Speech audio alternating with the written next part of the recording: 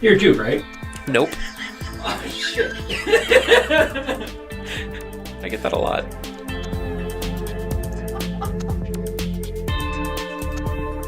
And on that note, we are Cinemadness. I'm sitting here. My name's Adam. I'm sitting here not alone. I'm here with Allison. Hello. And Roman. Hello. And this is our first episode. It's going well so far. Yes. What do you think? This is the first 37 seconds of the episode, so... I want to thank my mom for tuning in. And my Tuning wife. in? How old are you? We'll get to that later. Yeah. So this is a show about cinema and madness. Put it together, you got Cinemadness. Yep. What are we going to talk about today? We're going to talk about new things. We're going to talk about old things. We're going to talk about borrowed things. We're going to talk about blue things. So we're getting married. Yeah. Okay. We're marrying our audience. Oh, it is the honeymoon phase for this. It's true. It's very true. Okay, so let's start with new stuff. What's going on in the news? Anything interesting you guys have seen in movie news? Yes. The new It trailer. Did you watch it? I did. What are your thoughts, I Allison? loved it. What specifically did you So I liked the fact that they're really going into detail about dairy. Did you read the book? No. Okay. Did you watch the original, like the miniseries? Yes. Okay. It wasn't very good. I hate it when people call that the original. It's I'm not a sorry. movie. Okay, it was the miniseries. I wasn't complaining about you. I was complaining about that. We're already out of the People- honeymoon phase. People are like, oh, it's not as good as the original. There was not an original. This is the first movie they made. Fair enough. I liked the Cover Your Ears, Ear Muffet original. I liked the original, and here's why I liked it. It had Tim Curry, as Pennywise. I liked the cast. I liked how it was assembled, and pretty much it's kind of like the early days of Batman, the original series back in '66. It's all you knew in terms of how it could be portrayed in cinema, or in this case, in the small screen. So when you kind of poke fun of it, I completely understand that, but it's just like poking fun of the 1966 Batman, where it's like, oh man, that was so campy and strange. Well, there was nothing that really was before it, besides obviously the serials, in speaking of Batman. I get it. I just don't think... Okay, so like Tim Curry's Pennywise never scared me. And I'm scared of clowns. I want to go back to this. I want to go back to this Batman analogy because it is 100% wrong. Pow! The '66 Batman was based off of the Silver 1950s. Age comic books, where they were just goofy and campy.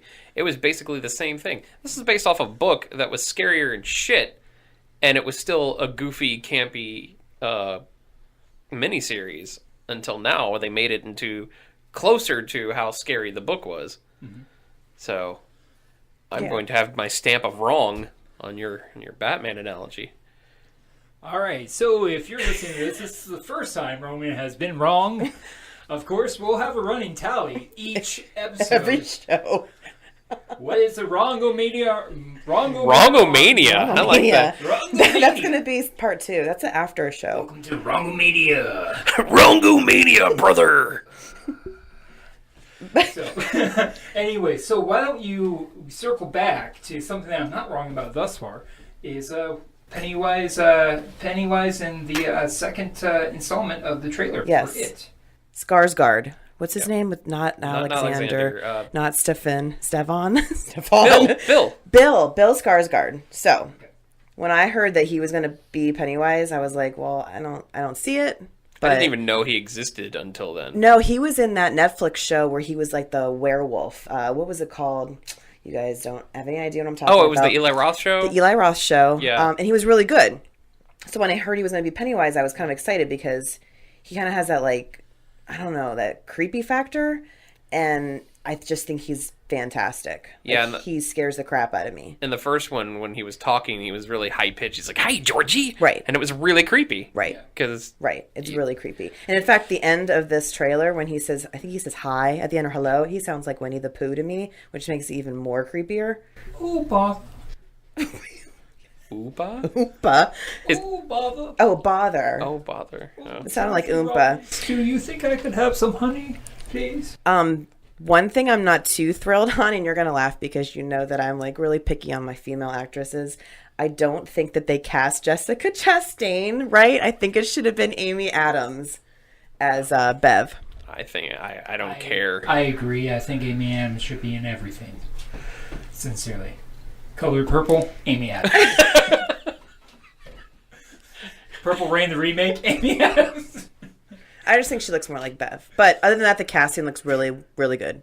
Yeah, I'm a whore for Bill Hader, so. And I don't... Oh, and McAvoy is going to be in it. And then I don't remember anybody else. I forgot about James McAvoy being in it. Yeah. And I saw him with hair, and it kind of freaked me out a bit. So I'm very excited.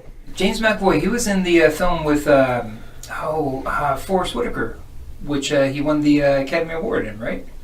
He was the Last Scotsman. He was in that Last movie? King of Scotland?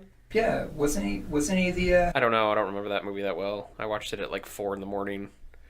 I like Oscar. McAvoy. He's really good. Was in Glass. He was. Yes, he was. He was in the original Shameless. That was the British version before it came to America. He was the William H. Macy character. Oh, I didn't know there was an original. Yeah, nobody does. That's why it made it so so powerful in The more you know. in America. So, what did you think about the actual trailer as a trailer? Well, like I told you guys earlier, I thought that I clicked on the wrong thing because it seemed like it was like a 5-minute movie clip, which was very weird because it started out and it wasn't like a normal movie trailer. But I liked that. I liked the whole scene with Bev and the old lady. It was really creepy. She ran around the room naked, which reminded me of another horror movie. And then it just started showing different clips of the movie. So I didn't like it as a trailer. It seemed like they wanted to show off some creepy factor, and I think it fell flat. And then when it switched to the second half, which was the actual trailer, I was like, oh, okay, cool. It did not have the same impact that the first one did with the slideshow that kept going. Oh yeah. And maybe they were just trying to be different. Well, I know they were trying to be different. And did you see the new Pet Cemetery? No, I have not. Okay. It was really good. One of the best acted movies I've seen in a long time. Really? Correct. Yeah. Really good cast. The cast was perfect. Okay. Yeah. We could talk about Stephen King all day. We could. I'm a big fan of that, actually. I do still prefer Herman Munster over John Lithgow, but Lithgow was really good in that movie. Yes, it was good. I'm trying to think of something where John Lithgow is actually bad in, like where you walk away going, you know what? That Lithgow guy, I don't know about him. You know what? In what was the first one? Rise of the Planet of the Apes, the one with Lithgow in it. I can't contribute to that at Where all. he played, he had dementia. Yeah. I still think he should have had at least an Oscar nomination for that role. He was unbelievably good in that movie. He and John Franco, and James Franco. Roman wrong read meter is now to 3. Just in case you're keeping track at home. Oh, I thought it was just 2. What was the other one? I'm not going to let you know. Okay. All right. Yes. Oh, The Last King of Scotland. Oh, Yeah, that's possibly. right. Potentially. There's a 2 with an asterisk. It could be number 3. But James Franco, where he played off with James Franco, that was just a very good pairing. Yes. The 2 of them, of course. So Yeah. I thought it was very strong, of course. Any other thoughts? Allison, do you want to go to the clown party afterwards? I don't want to go to a clown party. I am scared of clowns. I don't know where it came from. Interesting. Actually, I kind of do. I dressed up like a clown when I was like 9 years old for Halloween. I don't know why. And you scared yourself? And I think I scared myself. And here's the thing with clowns. It's not all clowns. It's the clowns specifically with a red nose, a red obnoxious wig, and makeup. So literally Ronald McDonald and Tim Curry and from and Bozo. Bozo was so Bozo wonderful. was okay. The grand prize game was great. It was that cookie guy. Man, he really did it. So it's not like all scary clowns. Okay. I just don't really like clowns. Did you watch the movie Clown?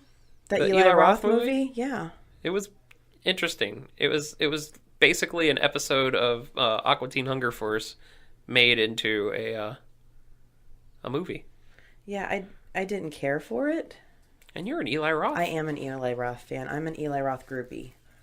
Speaking of Eli Roth, I don't know if anyone out there has watched the movie Knock Knock.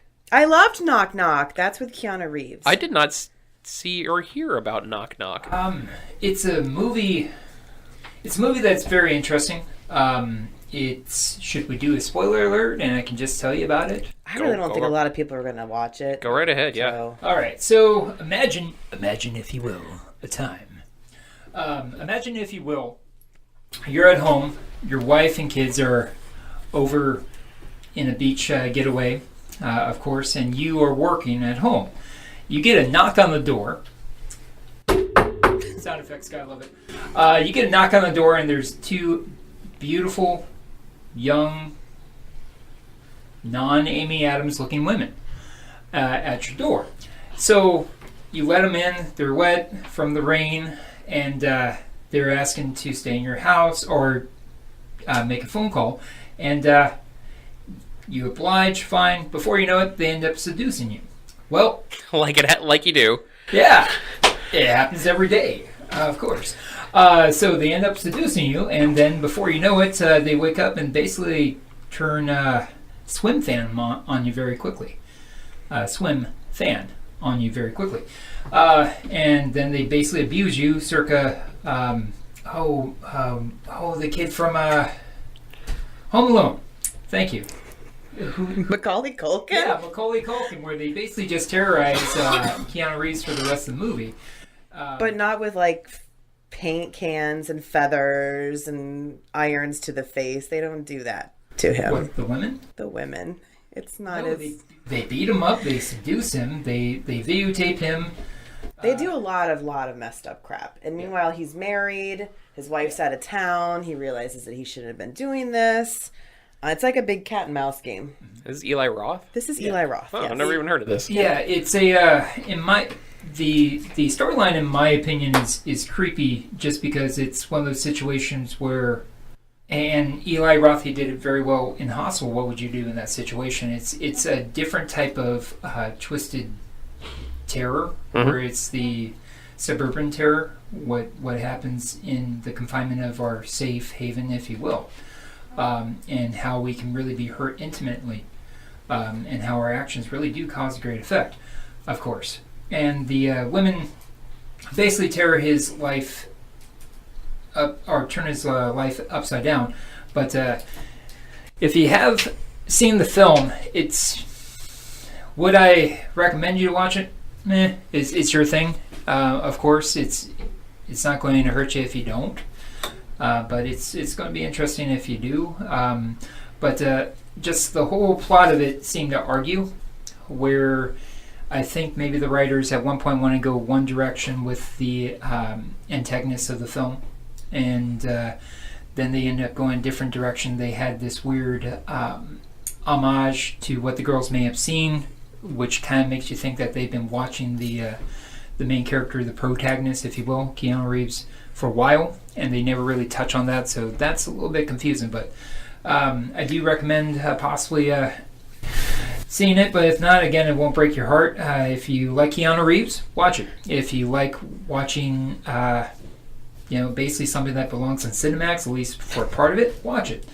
I thought it was good because it showed his acting ability, because I think he can act, and it made you hate him at first. Like, he deserves this because he's cheating on his wife and he's got a little girl and he shouldn't let them in, and then you feel really bad for him because they killed his dog. No, actually, they did not, but they killed his publicist, or his wife's publicist. So, yeah, Spoiler I mean, alert. it's Sorry. a good movie, especially if you need to watch all of Eli Roth's movies. How which old I is it? Recommend 2015. Really? Yes. Yeah. Is it streaming anywhere? Do you know? It was on HBO. Oh, okay. Apparently, if you just leave HBO on while you fall asleep on the couch, it will come on. So you'll wake up to two hot women who are wet from the rain going, well, I got Cinemax for free this week. High five. Nice. Yeah. So what are your, bringing it back to things that aren't funny, what are your thoughts on it, Adam? I never saw Knock Knock. Well, no, the movie. It's... The chapter 1? Yeah. Just period, where it's going, where it's been, where it has been. Of course. I absolutely loved the first movie. I didn't think it was a horror movie in the vein of it being a scary movie. It was more of a suspense, I guess you would call it, because it goes real into just the history of Derry and these kids and their fears. Now, Excuse me. Are you talking about the modern version? Yes. Or the non-original? It's one? been so long since I saw the '90s remake or the '90s miniseries. That's the word I'm looking for. That I don't even count it anymore. I've watched clips and stuff and noticed how bad the acting and stuff is, so I've kept away from it. But I mean, this is the definitive adaptation, and I like that. Yes, it's supposed to be scary for this kids. Yes, it's supposed to be really, really traumatizing for this kids, and it happened that happened certain times in the movie, but it wasn't in the vein of an actual horror movie setting. Like, you know, it wasn't just jump scares and crazy CG monsters. There were a couple, but it fit within the vein of the story, and I just like that it there are a lot of questions that hopefully this next movie will answer, like, you know, about the adults and how they're involved. Yeah, how they were kind of hypnotized by the TV, and how they never really, how they covered up everything. It was almost had like a Nightmare on Elm Street feel to it, where the adults were involved and they didn't want to talk about it, and they were basically taking the hypnotic Kool-Aid. Yeah, and I think that's why I like it, because it's not just about a clown. Like, everybody hears the word "it" and Pennywise, and they're like, "Oh, it's a movie about a clown." It's not about a clown. It's about kids, and it's a coming of age film. It is, and it's almost like Stand by Me. Yeah, it's a scarier Stand by Me. Right, and it's about their fears, and it's. I don't know. I just don't want people to always think like it's a clown that just goes around killing people, and it's just so much more than that. And so I'm really excited. So, well, it's like September, right? Comes out in September? September, yeah. September. Looks like Cinemadness is going to have date night with each other and catch the movie. So if you see us all... Date night with each other. Date night with each other. Of course. I think that's another one that, Roman, you're wrong on. I'm just kidding. We can go to the movies. Allison, have you seen anything recently? Anything you want to talk about? Anything new that... Not new, but anything new to you? No, I mean... Which, new to you, is the thrift store in the area. Oh, yes, it is. I've seen Endgame, but I don't really want to talk about that. Yeah, let's not talk about that. I'm kind of over Marvel talk and all that stuff. So, did you see that, Roman? I know Yes, I haven't I asked did. you. You did? Okay. I did. We can just go on and on another show about that, but, Yeah. you know. We'll just agree that it was very enjoyable. Yeah. Uh-oh. Uh-oh. Okay, well, that's for another show. Well, Roman's Have I wrong seen- again. Have I? We're up to 5. Well, I saw this movie Death House. Oh, I wanted to see that. Yeah, it was quote unquote the Expendables of horror movies. Okay. Which you loved, The Expendables. The Expendables were fun movies. They were just terrible movies that were just fun, and they're like playing on the same tropes and stereotypes and atypical everything that the Expendables. So I was excited about this movie, and well, I wish I hadn't watched it. It had everybody that I'd want to see it. It had Kane Hodder, it had Bill Moseley, it had Gunnar Hansen. In fact, Gunnar Hansen either wrote or directed it, who played the original Leatherface. It had Adrian Barbeau was in it. I mean, like everybody that was anybody through like the 70s through now horror was in the movie. And Michael Berryman from The Hills Have Eyes and the Rob Zombie movies. But the plot of the movie was very much like the first Resident Evil, where all of these like super bad killers were kept in this underground facility, and it was supposed to be impenetrable and all this crap. And they were like in the bad guys were all in this VR simulation. So they were like all docile and stuff. And So wait, they caught these killers and they put them in like a jail? yeah, it was kind of like this maximum security, but it turns Like out Alcatraz for horror people? yeah, but it was underground. Okay. So let me get this straight. When you kill people, you go to jail. When you're caught, yes. Wow. But it turns out that the whole thing is an experiment to feed the death gods Kind of like Cabin in the Woods. Kind of has like a Cabin in the Woods feel, and the guy who Midnight Meat Train, FYI. I love Midnight Meat Train. Midnight Meat Train is great. Yes. Bradley Cooper. Yes. It's Clive Barker. Yes, but that was like one of the first times I've ever seen Bradley Cooper. That was like one of his first movies. Yeah. That was his first like starring role. Yeah. But good in words. I think the movie is words, where you serious role about the author who with that one girl, the girl from Star Trek. Yes, that one girl. Not Nebula. This is where Zoe Saldana. Zoe Saldana. Google yes. exactly what we're talking about, and now you're caught up. So this movie is on. It's on Netflix. It's on Netflix. But I want to talk about how absolutely horrendous this movie is. It's not just a bad movie. Picture a movie made for the Sci-Fi Channel with the budget of Birdemic, with the effects of a lesser Sharknado. Oh. Everything was shot on a green screen, and it shows. The only good things were some of the practical horror effects. Like in the beginning, Tony Todd is in the movie, and he's the guy. He's collecting these women for the experiment, which was another thing that it was just another trope that they used. They collected all these women for these docile mass murderers that their breast size was supposed to set them off and trigger them. So it was just a way to show tits. Roman, does breast size trigger you? No, I'm just thinking of R. Kelly right now. Yeah, they did need help, but I'm upset because there's so many good people in this movie. Absolutely, you just said Tony Todd and Bill Moseley. I don't get it. Yeah, and they don't. I mean, the only good acting in the movie comes from Kane Hodder. He's like the main. He's like the leader of the bad guys, the killers. But it's set against such bad production that you just can't watch it. It's just unwatchable. And the last act where like the good guys are trying to escape. They're trying to escape through this elevator shaft, but they're just standing there. You could just see that they're just standing there, and the elevator shaft is like flying by them, and they're shooting guns through the floors that they're flying through. It's horrible movie. Sadly terrible movie. Well, I'm glad you watched it, so now we don't have to waste our time. Yeah. I don't think Netflix even like recommended that for me because I had to search for it. Oh, so they know it's bad. Uh-huh.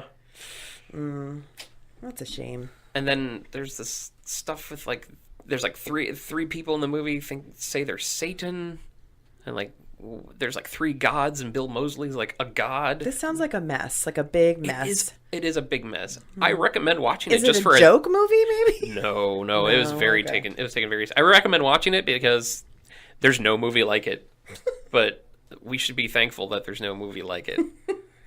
Okay. What did you see lately, Roman? Lately, my movies have been controlled by my 3.5-year-old. So I'm revisiting some cartoons. Like The Godfather. And... Of course, yeah. No. Open Season with Martin Lawrence as a lovable bear who has to go into the wilderness because he goes crazy on a convenience store, with a lovable deer voiced by Ashton Kutcher. Saw that last night with him. First time that my buddy, that my little guy saw it. Have either one of you seen Open Season? No. Not at all. Okay. Doesn't sound like something I'd be interested in. What you're saying? Who's the main character? Chris Rock? No. Martin Lawrence. Martin Lawrence. Yeah. He knocked over a convenience store as a bear? Are you saying all bears look the same? I'm still trying to figure out. A bear just walked into a convenience store and held him up? Like, with what? Like a picnic basket? I don't understand. All right, it's good to know that I'm not going to get a job being Martin Lawrence's hype man, pretty much. No. He's got Will Smith for that. Anyways, no. So Open Season basically is about a bear who is domesticated, lives with a park ranger, voiced by Deborah Messing. Of course, Gary Sinise. Of course. Because when you think park ranger, you think Grace. Wait, Gary Sinise? What did he play? Oh no, Lieutenant no, no. Dan. I'll wait. I'll wait. I'll wait. It's all right. Really, this sounds more exciting than Death House. There's a domesticated bear. Domesticated bear. In a world where Deborah Messing lives with a bear. Of course. No, Gary Sinise is the antagonist. He plays a very, very gleeful hunter who I'm guessing votes conservative. Just saying. If you've seen the film, you understand I'm not getting political, guys. It's just pretty obvious that he probably did not vote for Hillary last election. Of course. So Gary Sinise is the antagonist. He does a good job Gary Sinising it during the film. Ashton Kutcher pretty much is Ashton Kutcher as a deer. Going around pranking people. No, he does a lot of like, hey, buddy, hey, look at this, oh, no, ouch. Yeah, so you get the point. Okay, so it's the end of his career. Hey, the ranch wasn't, okay, never mind. Nobody watches The Ranch. Hey, Ashton Kutcher does a great job of picking up the scraps of Charlie Sheen. Did you watch the whole movie? Yeah, actually. Did Gabe watch the whole movie? Yeah. Oh, so it got the seal of approval. Yes. Okay. Yeah. I still want to know what happened to this convenience store. All right, so basically what happens is you have a domesticated bear who's living in Deborah Messing's character's garage. So the domesticated bear... This is making much more sense now. Of course. Let me paint a picture. So you have the domesticated bear, and Ashton Kutcher's character is throwing bunnies at a closed window, to get the domesticated bear's attention. The domesticated bear is curious, so he opens the window to find Ashton Kutcher's character saying, hey, let's go outside. After a bit of convincing and a bit of comedic banter back and forth, they go into town, and they break into a convenience store, eat chocolate. They basically have a fun montage of Ashton Kutcher's character, a deer, and Martin Lawrence's character, a bear, going crazy on this convenience store. Of course, they're all on sugar highs, and then the police come. The deer scampers away very quickly, and the bear is basically caught. So, of course, the deer, he gets him out, Yeah. and he causes him to do bad things. Yeah. He's a bad influence, and then he just leaves him there. White privilege. The whole movie's white privilege. Exactly. And we just took a left. All right. A hard left. So let's get down to grades. Getting back to some of the things that we watch. If you could give Death House, okay, let's just go with this. If you could give Death House a grade, just like we're in grade school, folks, what grade would you give it? Oh, I would give it a hard D minus. Okay. A hard D. Ah, boy. What would you give your domesticated Deborah Messing bear movie? Open season, I would probably give it a solid C plus. Oh. Okay. Solid C plus. It's not the worst thing in the world. It's enjoyable. It's fun. It's a good way to see a bunch of animals. And if you're trying to entertain a 3.5-year-old that likes slapstick comedy, of course, then you're probably in for a good treat.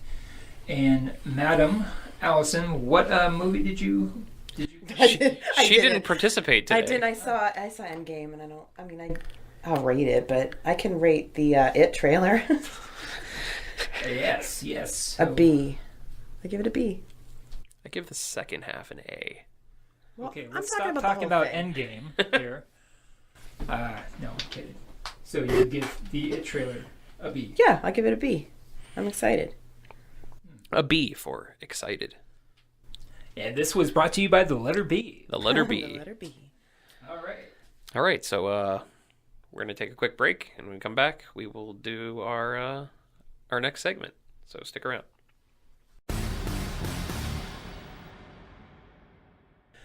All right, we are back, and we are going to do our lists now. Kind of a thing that we're going to do. Sometimes we'll go over top 5 things, and we'll discuss these top 5 things. Whose list is it today? It's my list. Oh, Allison, what is your list? So, you guys know that I love movies. But if there's anything that I love more than movies, it's music. Music is a big part of movies. It's a big part of my life. I listen to movies. I listen to music pretty much like every minute that I'm awake. So like when I'm at work, constantly listen to music. In the shower, I'm listening to music. In the car, it's like always on. So I pay attention to music in movies. I apologize for not having any music right now. I know. What the hell? So I came up with the top 5 songs or soundtracks that were better than the film. So I'm not saying the movie was bad, because I like these movies. You just like the soundtrack I just more. like the soundtrack or the songs. Doesn't even have to be the full soundtrack, but I like the songs and the music choice in the movies just a little bit more than the film. Okay. These are soundtracks that made more of an effect on my life.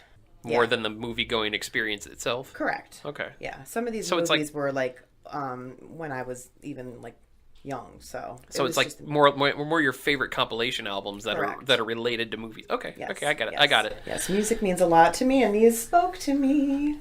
There's some music right there for You're the- welcome. All So, right.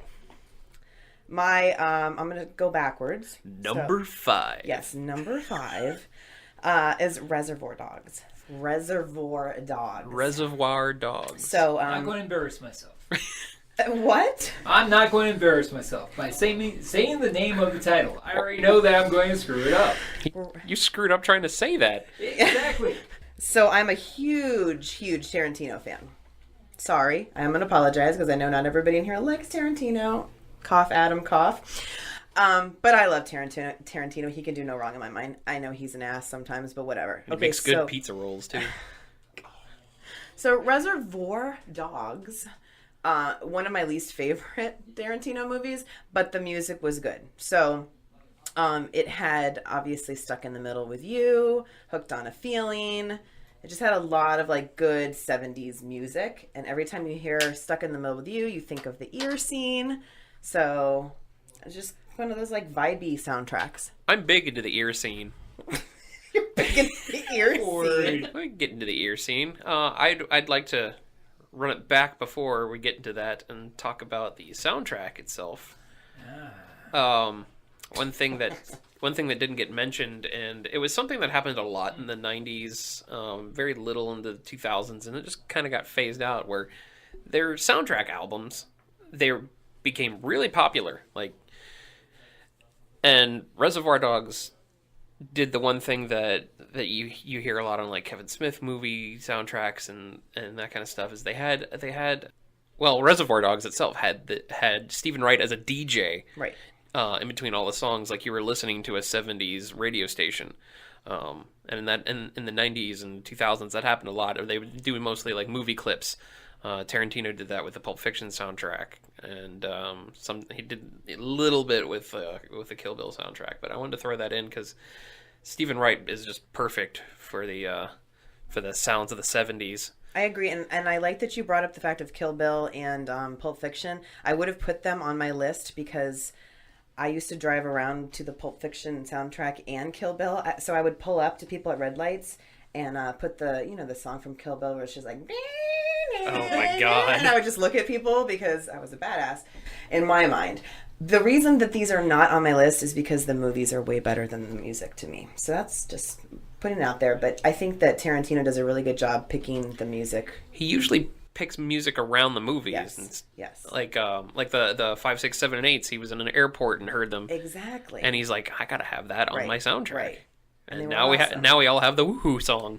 Yep. The Grindhouse film. So was it Death? No. It was Death Proof And Yeah. Planet and Terror. Planet Terror. Yeah. But Death Proof was only Tarantino.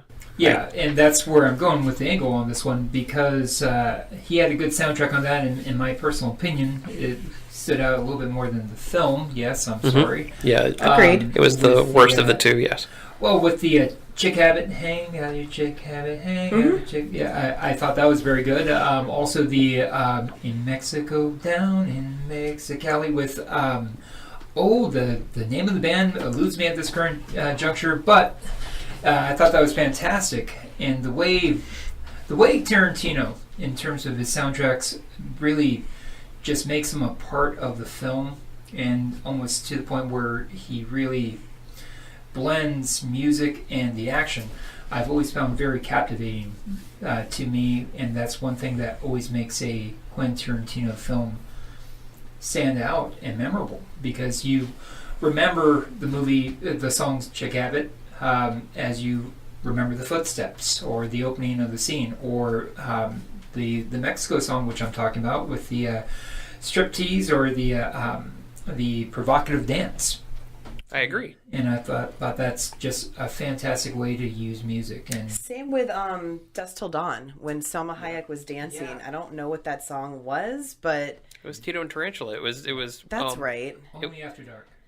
Only After Yeah. Dark. Every song you're singing sounds exactly the same. I just want to put it out there. Tito and Tarantula are Robert Rodriguez's go-to band. Right. They're in all of them. But if you heard that song right now, you'd be like, "Oh, it's Salma Hayek Yeah, dancing with a snake with her Just foot with her foot in Tarantino's mouth. Right, just like the ear scene. So my cousin used to dance, and one of the dances when she was like 10 years old was to Stuck in the Middle of You, and I was just like, I can't watch these 10-year-olds dancing to this song, making it all cutesy. I'm like, I'm picturing an ear getting cut off. So you just in his movies, you think of the scenes when you hear the songs, and I think that's just perfect. It's brilliant. Because he's a master editor. Correct. He may not be the best writer. He's a fantastic director because he directs and edits his own movies, and he knows what he wants. And soundtracks are a big part of that. Right. But let's move on to the ear scene since I did just kind of spoil put it on the big spoil it. It's a 1994 No. movie. What I'm saying is I just kind of overshadowed you and told you what happened. Friends, countrymen, lend me your ears. All right, so then we'll move on from the ear scene and go to what's your number 4? Okay, so my So the ear scene got cut. And So, that's like, one for Roman's cheesy dad jokes. Yeah. Hi. So if you're playing the Roman embarrassing himself game, you can go ahead and fill in Roman's cheesy dad jokes, please. Thank you. Roman bingo cards will be available on the website. I like it. Yeah, there you go. Hey, marketing. All right, my number four. Number four. Everybody. So this soundtrack is very similar to the film. It basically takes you through all the decades. So 50s, 60s, 70s. That would be Forrest Gump. The double disc Forrest Gump soundtrack. When I had it, I didn't have the double disc. I had the double cassette. So you didn't get the... So, excuse me, miss, are you saying you didn't get the double D? I did not get the double D until... She got the double C's. Got the double C. But I did get the double D once I was introduced to BMG, and it was one of my CDs for a cent or whatever. Yeah. So I had the cassette and the double D. So if you play at home, folks, she had the BMG and the double D. Yeah. Oh, man. After the Is that gonna be on my CCs. bingo card? So, After the double C's. Yes, please continue. Zemeckis directed Forrest Gump, right? I believe so. Okay. Yes. So, I mean, I like the movie. I think now that I watch it more, I think it was very overrated. I think that I've talked about this on another one of our lists that we've done. But the music was good because I think like each song was just carefully selected to take you back to the time in America that scene was taking place. So obviously I wasn't alive during that time, but I just like felt like I was like a history lesson or something. That time in America and in Vietnam. Yes. I was introduced to Alabama football. Yes. Yes. I was introduced to The Fifth Dimension because of that CD, The Age of Aquarius. Oh, yes. We're not talking about Doctor Strange right now, though. No, we're not. CCR. Which means Creedence Clearwater Revival Right, to those but for the cool kids. young people. For the young people. The Doors. Okay. And Buffalo Springfield. I'm trying to remember all the people that were on that. Rainy Day Women, which is by Bob Dylan, which I hate, so I always skip that song. But, sorry. You seem like And you're a Bob I'm Dylan. officially walking out the door. It was fantastic, of course. I'm just not a big Bob Dylan fan. I don't like his voice. But the song made sense in the movie. Oh, he's a hell of a writer, terrible singer. He's every man's singer, man. Well, he's okay. He's right up there with Tom Petty, just okay. Oh, Seeing that we're talking about movies, did you happen to see the film about Bob Dylan? Well, not really, kind of, sort of, semi. Oh, I'm Not There? with Cate Blanchett. Yeah. With all the different Bob Dylans? Yeah. Yes. That was actually. It was good. She's brilliant, though. She can do no wrong in my mind. She really Wasn't Hayden Christensen one of them, too? There was. I think he was. You might be right. I may be crazy. I just remember. Yeah. Yeah. I saw what you did there. All right, so, Mr. William Joel on the radio. So I just think that like anybody could listen to this right now, and I think that it would introduce younger audiences to this classic music. Oh, it's a great. It's a like you said. It's a journey from the 50s to the 70s. It's the gateway drug to other music. So I'm on a roll. You guys haven't like disagreed with me yet. No, what's number 3? Number 3. Well, in classic form, we're going to wait till you leave the room, and then we're going to talk major-ish about you. I think you guys might, well, at least one of you might argue with me for the next couple. But all right, number 3 is Purple Rain. Okay. Okay. Terrible movie. Fantastic. Terrible movie. Fantastic soundtrack. I don't like this movie at all. It's about a purple motorcycle and Apollonia, and it's just ridiculous. It's a glorified music video. That's Love all sexy, that movie thank is. you. Thank you to Dr. Pepper. Now I'm just thinking that it's just a little sweet. It's a bad movie. But It is. I think the soundtrack had like 4 hits. It was so- it was a movie made for the soundtrack. It's like they wrote. It it's was like it was a 2-hour long music video. yeah. It's like Prince and Morris Day got together and were like, let's make a movie, but let's write the album first. So speaking of 8 Mile. well, that was a good soundtrack too. And that was a good movie too. It was. It was. Do you like the movie better than the soundtrack though? Actually, The Oscar award-winning soundtrack. I do like the movie. It's a tie between the two. I thought they were both strong. They were both memorable. Although in terms of the sands of time, it seems like the soundtrack, especially the name Lose Yourself. Yeah, Lose Yourself. That clearly is 10 years, 15 years now. Yeah, it's got to be like 15 years. Yeah, and Mom Spaghetti. Did you know Yeah, that he Mom opened Spaghetti. up a like pop-up shop in Detroit, where he's from, called Mom Spaghetti, no, and he's making spaghetti. Well, I don't is think it he's on making his sweater spaghetti. already? This shows how bad the movie Purple Rain is, because we're talking about We're 8 talking about Mile. 8 Mile. Well, look, Prince himself is a fantastic musician, fantastic songwriter. He was my first CD. I bought Batman soundtrack, Bat Dance, of course. Yes. Trust is one of my favorite songs of his.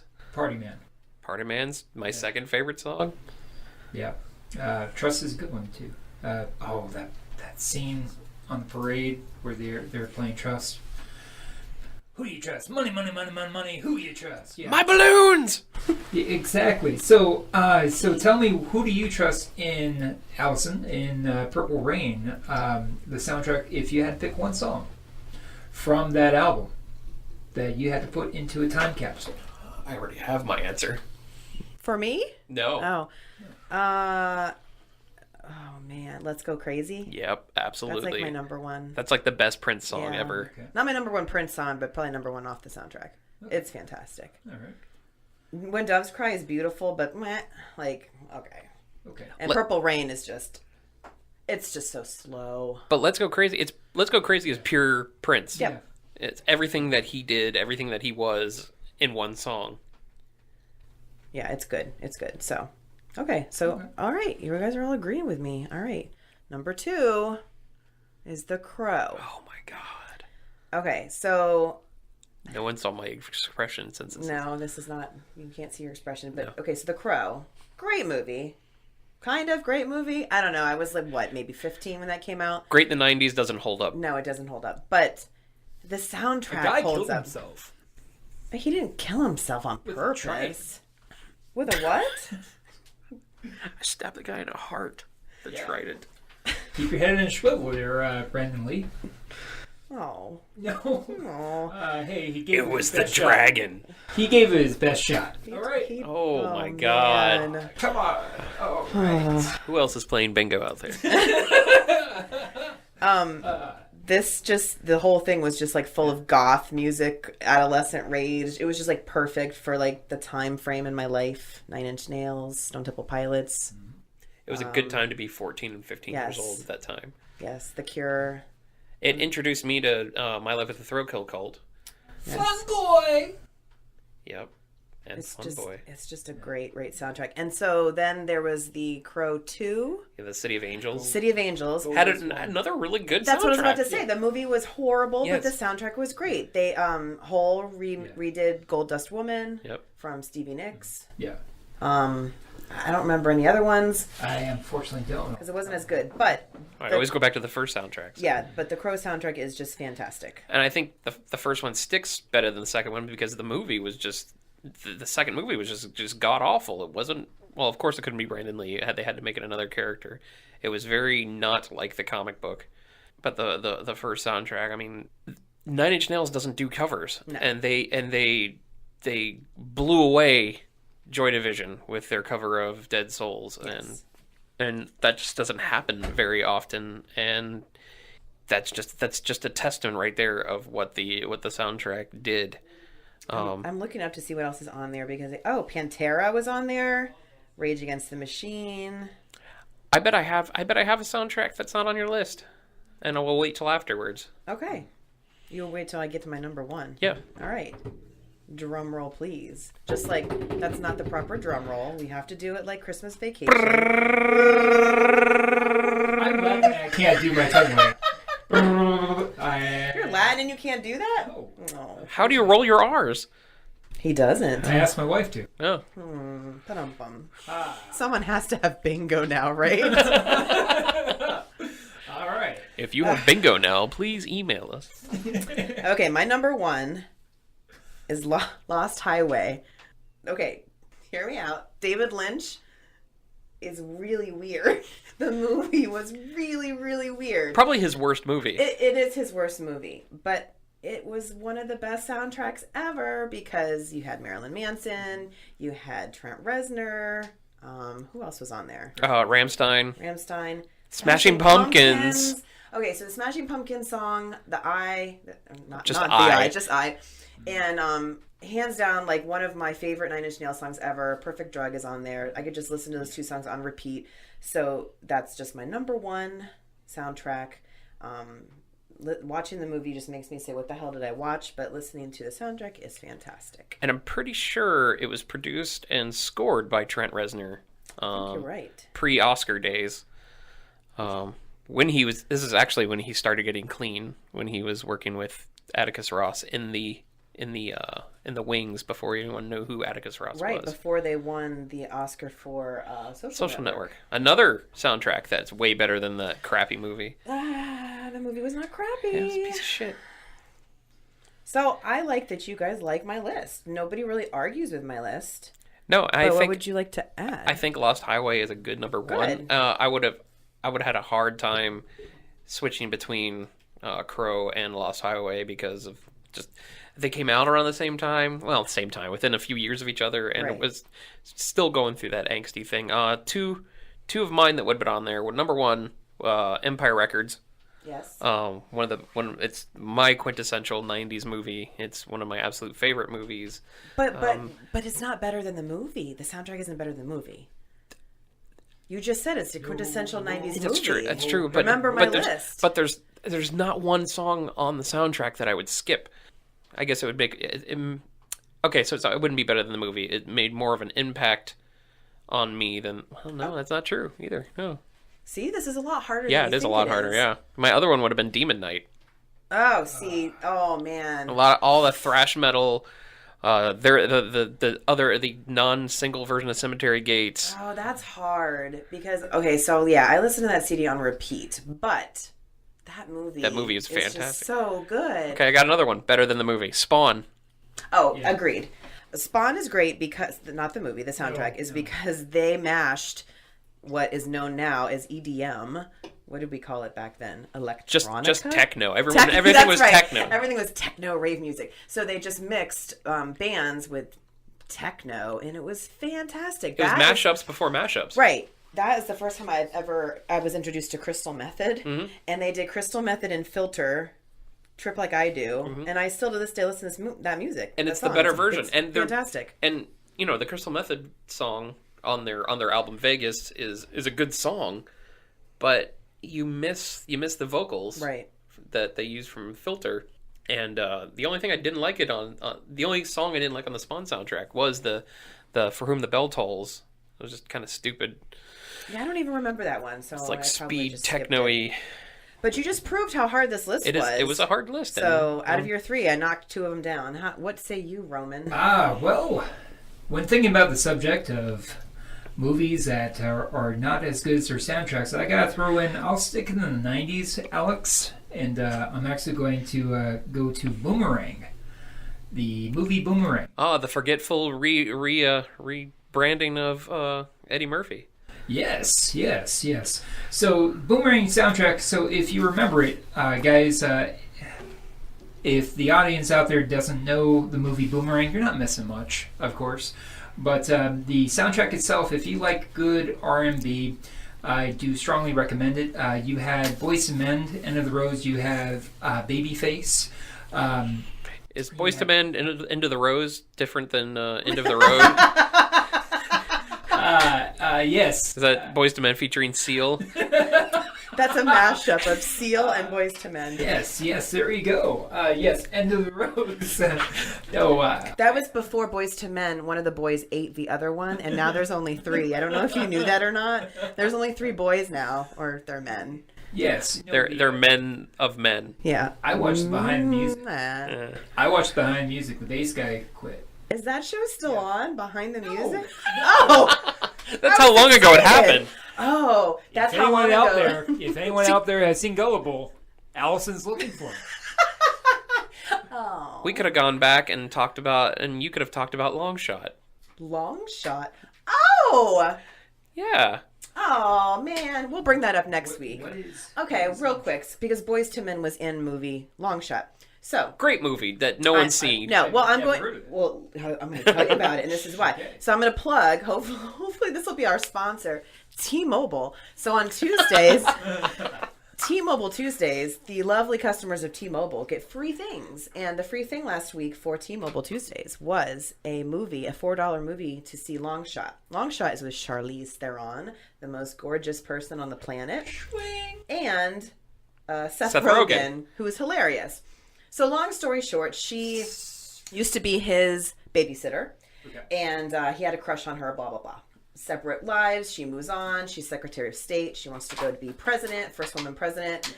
And The president, by the way, played by Bob Odenkirk. Yes, Bob Odenkirk from Better Call Saul. So she goes to run for president, and she hires Seth Rogen as her speechwriter. And it was adorable. It was funny, really funny. Charlize Theron can be funny. Where I'm going with this is because Boyz II Men sang at one of the functions. And I turned to Adam, I said, see, the boys ate one of the men. Because there's only 3 of them now. And they look like they ate a lot more than just one guy. And when she said that, I went, oh boy. Or they're eating a lot because they're at Food and Wine Festival. Or the... They were. Just another shout out to Busch Gardens. Another shout out to Busch Gardens. Another shout out to Busch Gardens. One of multiple shout outs that will eventually happen. So, We have shout out bingo going on now. of course. There you go. If you are playing the shout out to Busch Gardens, please go ahead and cover your square. Thank you. So going back to Boomerang, did that have Toni Braxton in it? It did. Was it Unbreak My Heart? No. Oh. Believe it or not, she sings. She sings. She actually. sangs. She sangs. Believe it or not, man, she actually sings. Oh man, she sangs. Huh. I tell you what, it's all about propane and propane accessories. No, Turned down for what? Oh, Bobby. Oh, gosh. Oh, so here we are. You're listening to the Hank Hill podcast. Oh. I'm actually pulling this up because I want to see. At the who's end, on you it. kind of sounded like a doped up Mickey Mouse. Oh, ha ha. Oh, ha ha ha. Oh my God! I Die Without You by PM Dawn. Yeah. I remember that song. Yeah. Poor PM Dawn. These are good songs. Yes. These are good songs, and I would agree that it's better than the movie because I don't like the movie. No, it's forgettable. It's a It forgettable. is forgettable. Are you kidding? You had you had Eartha Kitt in it. You know, Eartha Kitt was great. Movie. Okay, there's She's not on the soundtrack. No, washed no, up no. Catwoman. Okay, you and me, we're going to fight. We're going to fight in the traditional Roman Greco wrestling. Ooh, okay. Well, I am I am Greek and you're Roman. Here we go with the there you Greek go. thing. You know what's great is you can call me whenever you want, folks, and there will be no Roman charges. Oh, especially if you're a T-Mobile customer. Busch Gardens. Okay, boomerang. I wouldn't put it on my list. You know, T-Mobile actually has a football team, but unfortunately they don't lead the league in receptions. Oh, man. Tough crowd. Try the veal. Do you have any more you want to add to the list? All I gotta say, no, I'm kidding. The other one that I would like to bring up, actually, believe it or not, is the soundtrack Bodyguard. Bodyguard. You love R&B music. You really apparently. Don't you? Do you? Do you? Yes. I love all music. I love Bob Dylan. Actually. I'm sorry. So you like all music and Bob Dylan? I no. In addition to, that's not what I said. Here's the problem I have with this, because I'm going to disagree with you. I didn't like Bodyguard, the movie. I mean, whoop-de-doo. The problem I have with this choice is the majority of the soundtrack is one person. It's Whitney Houston, which great singer, but I need a more variety. Like Purple Rain. Question. Yeah.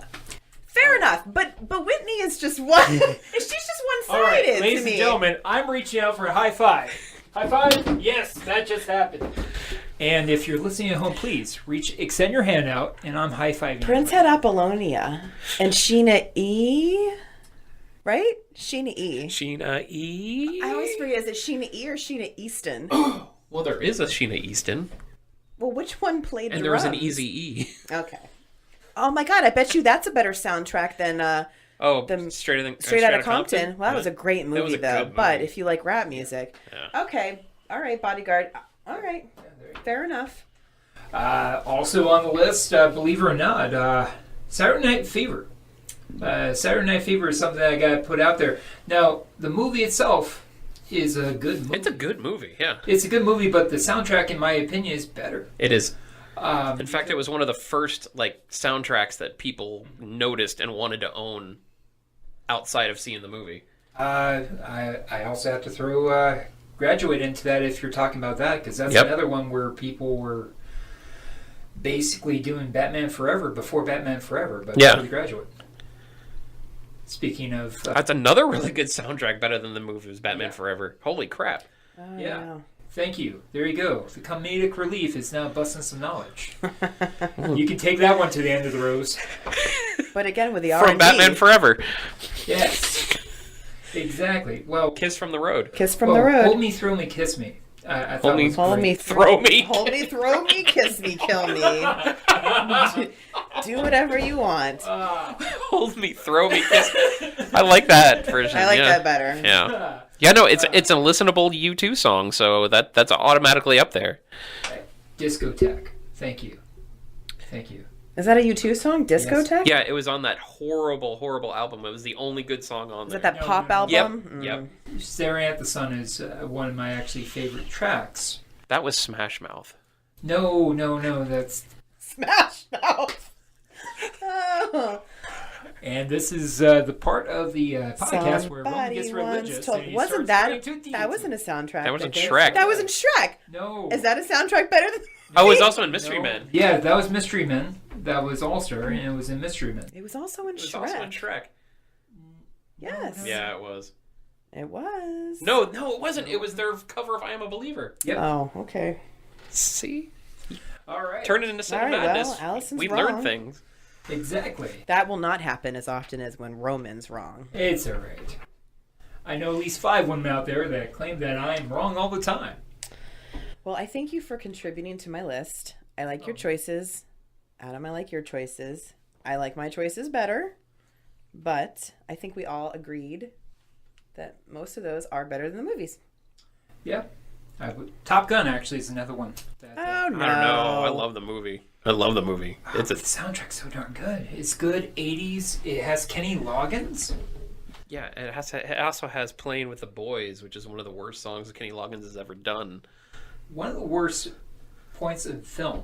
I mean, you want to talk about like just randomness. She got to see that scene in 3D. I did. I saw Top Gun in 3D. Woo! Berlin, Take My Breath Away, and yeah. Didn't even want to do that song. But it's a great song, and without that song, there wouldn't be a good soundtrack. That's true. So that was my list this week. Okay. So. Well, thank you, Allison, for sharing You your are list. welcome. That was really riveting. Please, everyone, have some pie and enjoy the coffee. That's right. This pie is locally grown by our organic people here, and they that was more Jeff Goldblum than it was Obama. Oh, hold on. We have to put the virus into the mother ship. And checkmate. And there you have it. So if anybody like wants to do a list, like if they have an idea for a list we should do, because you guys did not know what my list was going to be. No, it was a big surprise. Yeah. So send us your ideas. I'm full on Jeff Goldblum now. We're open to lists. Lists. So next week we'll have a new Find list. a way. Yes. We'll have a new list. Maybe it'll be your list. Maybe it'll be your list. Yeah. Follow our page on Facebook. We have a page on Facebook, and also, follow the Nerd-O-Rama network that we're actually a part of. Fantastic stuff, guys. We'll also be doing different stuff. It's not always going to be lists and stuff, and it'll be more open discussion. We'll have special guests. We're pretty open discussion already. Yeah, we're pretty open. Yeah. And if you've been keeping track of Roman's Wrong, of course, there might be a special gift for you at the end of the year. Like at the end of the rose. Yes, at the end of the you road. could maybe have me sleep on your couch, because I'm certain that I'll be doing something stupid where I'll probably be kicked out of my house. Oh, we could do a new show. Just Roman. There you go. And we can play Rome in the background by the B-52s. There you go. Roman with Roman. Rome with Roman. Still not the Friends soundtrack. No. Okay, we can't clap we gotta either. keep it to a 20-second. A 20-second Rome? No, you can only play 20 seconds. Yeah, copyright. Oh, Yeah. Unless we make up our own lyrics to it. which I just did. We did. I do that with everything. Yeah. Anyways. Tell us your lyrics in the comments or on our page. Tell us how much fun you had with this, because we had a lot of fun. We did have fun. This Thanks was for our listening to us ramble. this was our first episode, so it's a little raw. Be gentle. It's trying to be Christopher Walken. Ah, No, one time. No. That's horrible. that's yeah. No. Ha. Roman's having a stroke. So while we call for an EMT, we'll sign off now. So thanks for. What he meant to say is thank you very much for tuning in, and we do actually look forward to entertaining you more in future episodes. Thank you so very much.